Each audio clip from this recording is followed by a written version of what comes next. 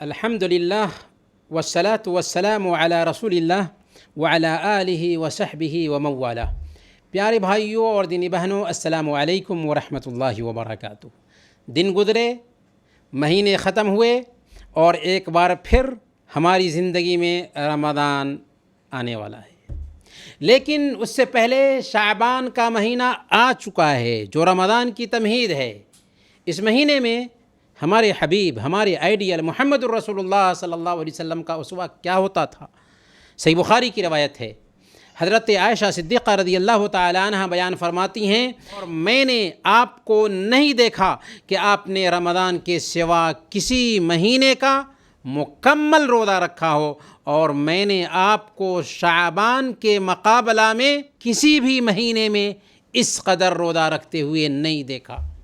اور حضرت انس رضی اللہ تعالیٰ عنہ بیان فرماتے ہیں، وَكَانَ أَحَبُّ الصَّوْمِ إِلَيْهِ فِي شعبان، اللہ کے نبی صلی اللہ علیہ وسلم کو شعبان میں روزہ رکھنا سب سے زیادہ پسندیدہ تھا۔ اب ہماری محبت کا امتحان ہے کہ ہم بھی اپنے نبی کو آئیڈیل بناتے ہوئے ویسے ہی کثرت سے روزے رکھیں جیسے ہمارے حبیب بھی شعبان کے مہینے میں کثرت سے روزے رکھا کرتے تھے۔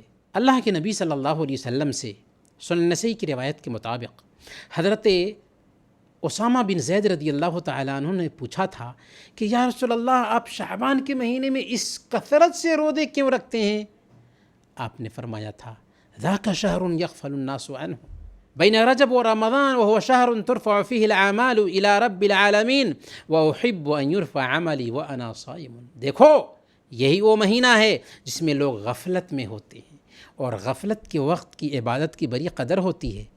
اسی لیے فجر کی نماز کی اہمیت ہے، تہجد کی نماز کی اہمیت ہے کہ سونے کا وقت ہوتا ہے، تو غفلت کے وقت کی بڑی قدر ہوتی ہے۔ اللہ کے نبی صلی اللہ علیہ وسلم نے لوگوں کی غفلت کا فائدہ اٹھاتے ہوئے اس مہینے میں کثرت سے روزے رکھے تھے۔ اور دوسرے نمبر پر آپ نے کیا فرمایا؟ وَهُوَ شَهْرٌ تُرْفَعُ فِيهِ الْأَعْمَالُ إِلَىٰ رَبِّ الْعَالَمِينَ۔ سنو، اسی مہینے میں بندوں کے اعمال اللہ کے پاس پیش کیے جاتے ہیں۔ سال بھر ہم نے جو کچھ بھی کیا، اچھے کیے، برے کیے، سارا ریکارڈ شعبان کے مہینے میں رب کے پاس پیش کیا جائے گا۔ آپ نے فرمایا تھا، فَأُحِبُّ أَن يُرْفَعَ عَمَلِي وَأَنَا صَائِمٌ، جب میرے اعمال اللہ کے پاس پیش کیے جائیں تو میں روزے سے ہوں۔ تو ہم نے کتنے گناہ کیے ہوں گے اس سال، وہ سارے اعمال اللہ کے پاس پیش کیے جائیں گے شعبان کے اس مہینے میں۔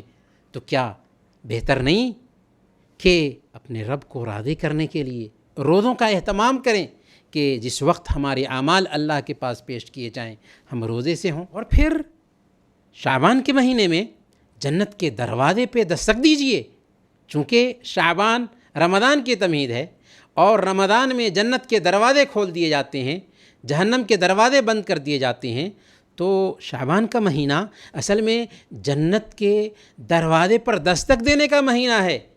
ہمیں توبہ کے ذریعہ، استغفار کے ذریعہ، اپنے رب سے رجوع کر کے، گریہ وداری کے ذریعہ، نمازوں کا اہتمام کر کے، قیام کر کے، قرآن کریم کی تلاوت کر کے جنت کے دروازے پر دستک دینا ہے۔ اللہ تعالی ہم سب کو اسی توفیق عطا فرمائے، آمین۔ وصلی اللہ علی نبینا محمد وعلی آلہ وصحبہ اجمعین۔